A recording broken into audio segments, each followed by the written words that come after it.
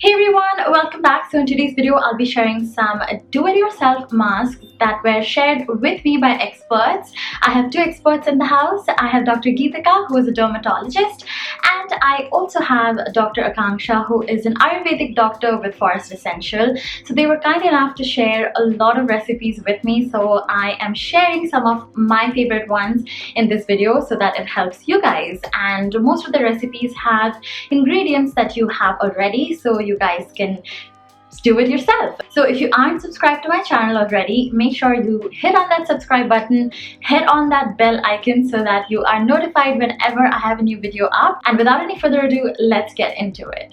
Hi guys, I'm Dr. Geetika Mittal Gupta, founder and medical director of ISSAC LUXE. And today I'm sharing very easy DIYs that you can make at home for your skin. These DIYs have the ingredients which are actually very easy, and all the products, the ingredients are there inside your pantry. So you need rice flour. Rice flour is very easy to make. You have to just grind some regular rice in a grinder and you'll get rice flour. Honey, rose water and aloe vera gel, and maybe some curd if you can get that. So get all of these ingredients together and mix them up. So 2 tablespoons of rice flour, half a teaspoon of honey, and 2 tablespoons of curd or aloe vera juice, and you can add a little bit of rose water to make a nice pasty consistency.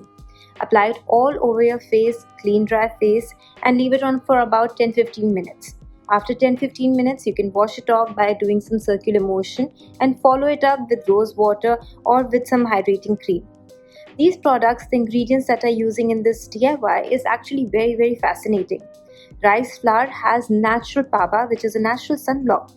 It also has ferulic acid, which is a natural antioxidant and also improves the absorption of vitamin C.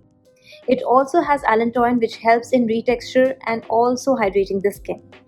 While the curd, which is a natural prebiotic probiotic of your skin, helps in not only normalizing the flora but also hydrates your skin. Whereas rose water, not only it smells nice but also helps in toning up the skin.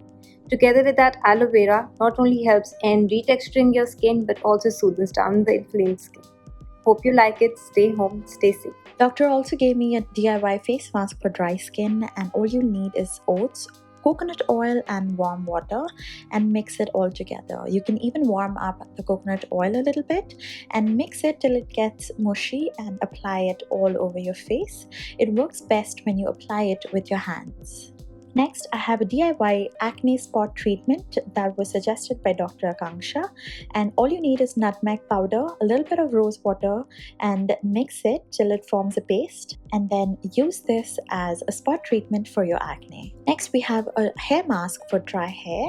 You'll need a ripe banana and a mixture of coconut oil, castor oil, and methi powder. I already had that in a previous DIY that I did, and then I'm just going to mix in the mixture till it becomes smooth like this.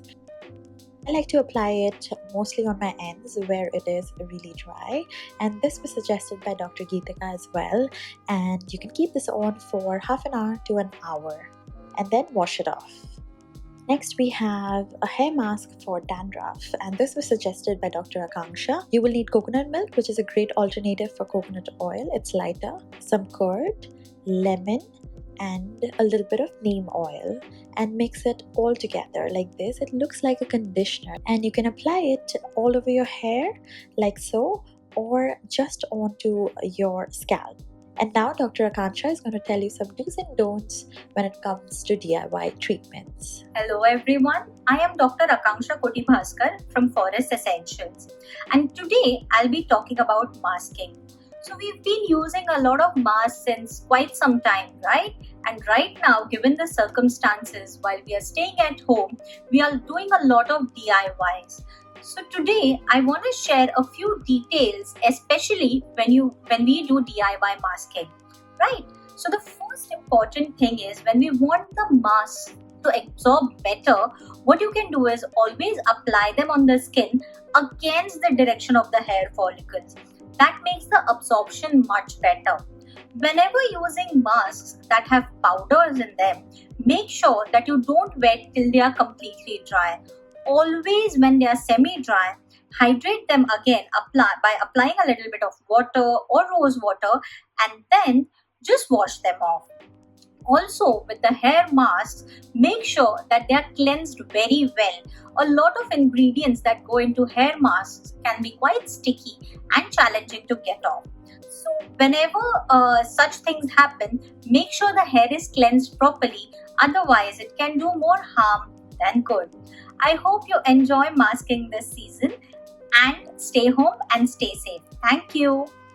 So those were all of the DIY masks. Let me know which one was your favorite if you've tried it in the comments down below. I could not include all of the recipes that the doctors shared with me, so I'm going to list it down below in the description. So make sure you check that out. If you have any recipes of your own that you absolutely swear by and that like really works for you, then please leave them in the comments down below. I think it's going to help a lot of different people that are watching this video. So yeah, that's everything. Thank you so much. Don't forget to subscribe if you haven't already, and I will see you in my next video. Bye.